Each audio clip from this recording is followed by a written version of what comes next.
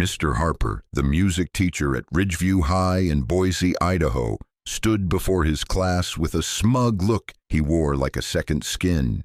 You know the type, hair too perfect, voice too polished, the kind of person who treated teaching like a performance and his students like props in his show. "Today," he said, pacing slowly across the gleaming floors of the music room, "we're doing something a little different." The air shifted. Students exchanged glances. Everyone knew a little different in Mr. Harper's class meant someone was about to be made an example of. His gaze locked onto a student in the back row, small, quiet, wearing the same faded hoodie every day, always sitting alone. Her name was Lily Carter, 15, who'd moved to town 6 months earlier. She lived in a low-income apartment complex near the school's baseball field. The other kids didn't know much about her, only that she kept to herself and didn't speak unless forced. Today, Mr. Harper decided Lily would be his lesson. "Lily," he called, dragging her name out like it tasted bitter. "Ever picked up a violin?" She lifted her eyes slowly, her expression calm but unreadable. "Yes," she said softly. A few snickers rippled through the room. "Oh, really?" Mr. Harper's eyebrows shot up in mock surprise. "What a treat for us all." "Come up here, show us what you've got." His tone was cloyingly sarcastic. He didn't expect a performance, he expected a punchline. Lily stood, walked to the front, and took the violin he offered. Her hands were steady. She didn't look at Mr.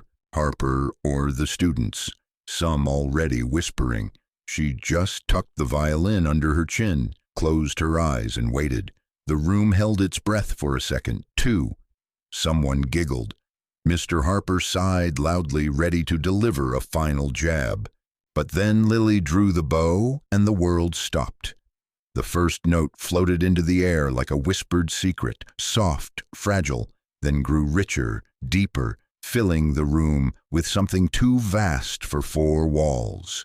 She played a piece no one recognized, not from any lesson plan or school concert. It wasn't flashy or loud. It was tender, aching, like a memory you didn't know you'd lost, until it returned in sound. The laughter died. The giggles vanished. Mr. Harper's smirk faltered, confusion creeping in. But Lily didn't look up. Her body moved with the music, fluid, instinctive.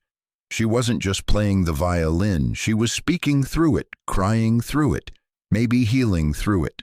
For 3 minutes, the class sat in stunned silence. When the final note fell, Lily lowered the instrument, handed it back, and returned to her seat without a word. Mr. Harper blinked, opened his mouth, closed it again. "Thank you," he mumbled, his voice unsteady for the first time all year. The bell rang. Students filed out, dazed. Some glanced at Lily. Most didn't know what to say. Harper just stood there, clutching the violin, staring at the door she'd walked through. That afternoon, Lily sat alone under the bleachers behind the school, her hoodie pulled tight against the breeze. She wasn't thinking about the performance. She was thinking about her mom.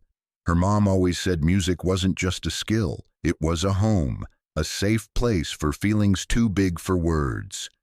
She used to play violin for Lily when she was little. Living room concerts, smiles after long work shifts. That was before the cancer, before hospital bills swallowed everything, before they had to sell her mom's violin, the last gift she'd ever given Lily. Lily taught herself to play again, using school instruments, sneaking into the music room every morning before anyone arrived, practicing alone quietly, no audience, no applause, just memory and muscle.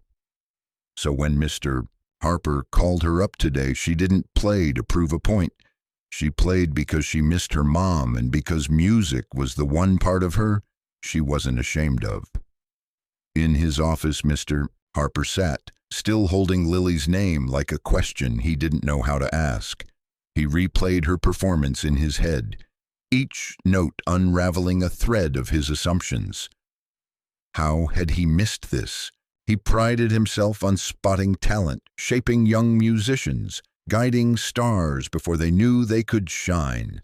But Lily was invisible to him, just another poor kid in the back row, quiet, unremarkable, and he'd mocked her. The shame settled heavy on his chest. He opened his laptop, searching school files, emergency contacts, old transfer records. There it was. A note from her last teacher in her previous school in Spokane. Lily Carter, musically gifted, one of the most naturally intuitive violinists I've ever taught. Please nurture this talent. His stomach churned. The next day, when Lily arrived early at the music room as she always did, she found Mr. Harper already there. He wasn't standing like usual. He sat on the edge of the piano bench, shoulders slightly hunched. Before him on a velvet cloth lay a wooden violin case, old, weathered, but carefully polished. He looked up as she entered. "Lily," he said quietly, "can I talk to you for a minute?" She nodded warily. "I owe you an apology," he said.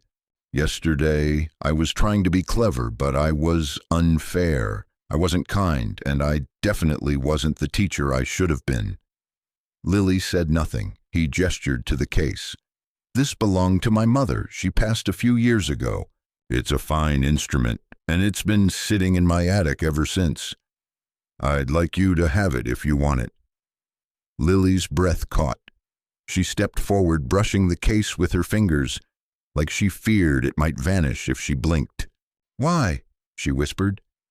Mr. Harper smiled, genuinely this time, a little uncertain but honest.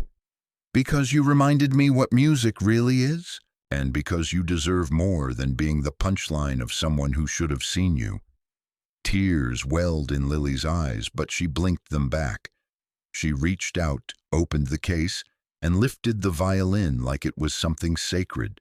That spring, Lily performed at the school's annual concert. No one whispered, no one laughed. They just listened. When the final note rang out, the auditorium stood, not just for the music, but for the girl who taught them to hear again. Sometimes the most powerful sound in a room is the one you never expected to hear. If this story moved you, take a moment to reflect on how we treat others based on what we think we know.